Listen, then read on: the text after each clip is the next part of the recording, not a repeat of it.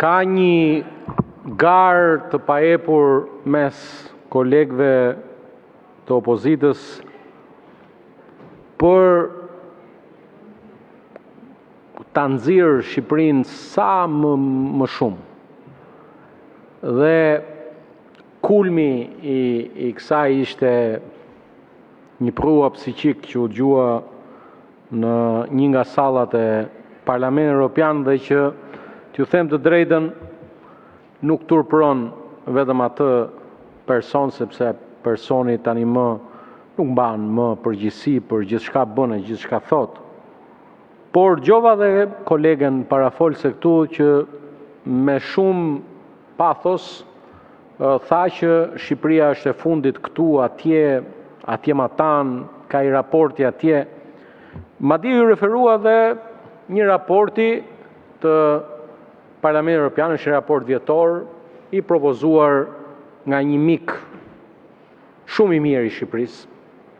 Të drejtën personalisht e njoh Andreas Schiederin prej 20 vitesh. E kam pasur mik që kur drejtonte Departamentin e Marrëdhënieve me Jashtë të socialistëve austriak. Dhe po është mik pa parti. Flamur nuk i kupton ti këto, ta mbarojmë këtë pjesë. Po flas me Joritën. Po jo, këtë pjesë nuk e njeh domoshta. Po e di, dakord. Ti je i gjithanshëm dhe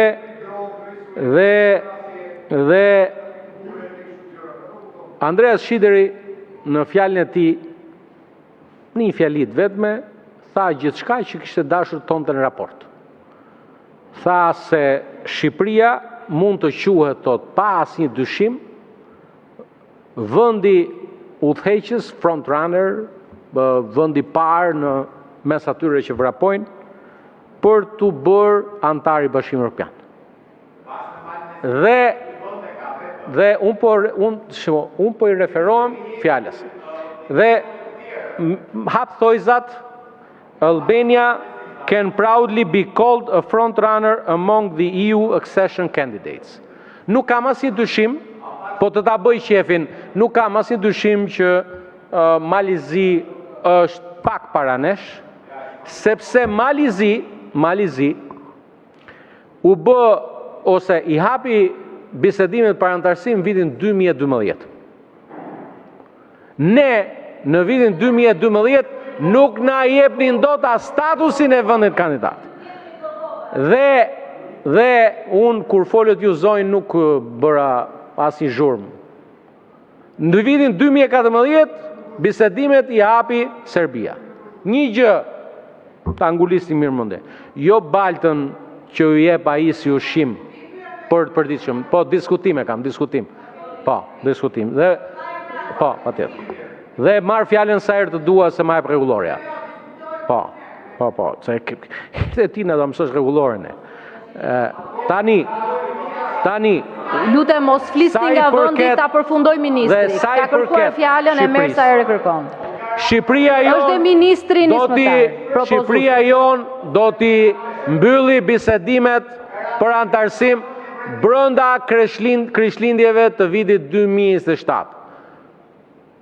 Ju që jeni këtu një pjesë jeni rizjedhur, keni mundësinë e artë që duke reflektuar nga gjithë sjellja që keni pasur këto 12 vite, të paktën nga shtatori e tutje, të ulemi dhe të punojmë së bashku për këtë moment historik. Opozita ka një rol të pazëvendësueshëm në këtë proces, natyrshëm, dhe duhet patjetër që të reflektoj për të bërë pjesë.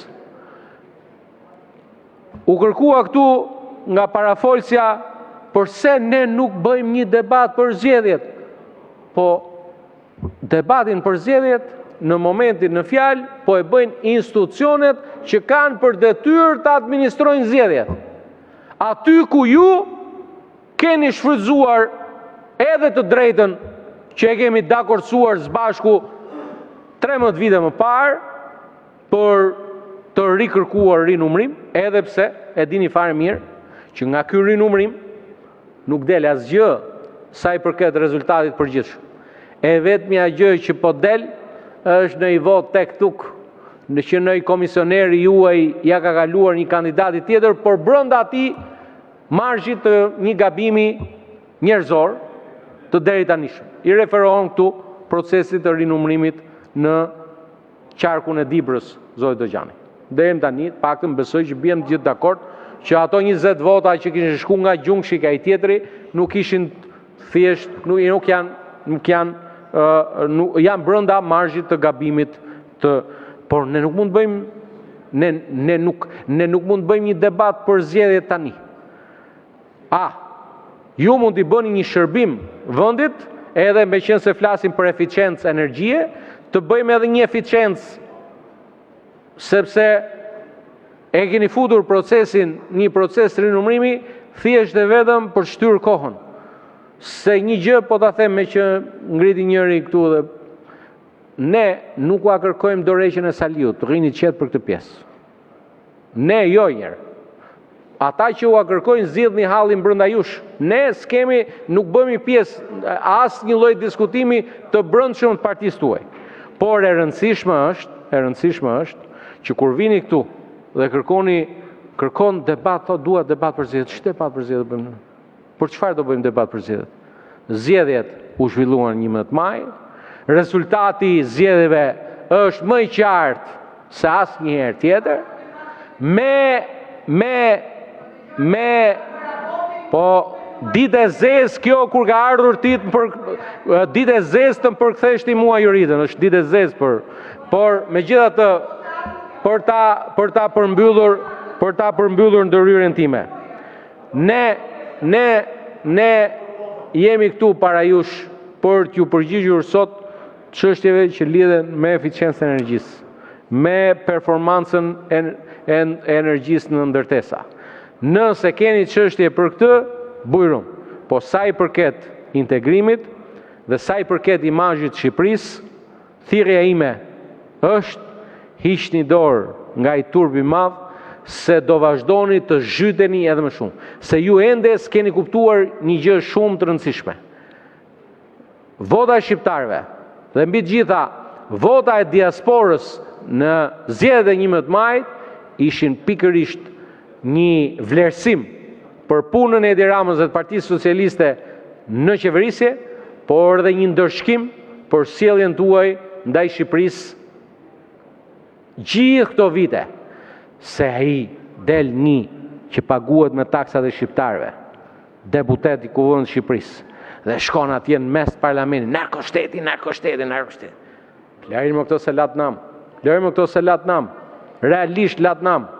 Dhe duhet ju vi turp, sepse ky vendi është i përbashkët, edhe i yni, edhe i juaj.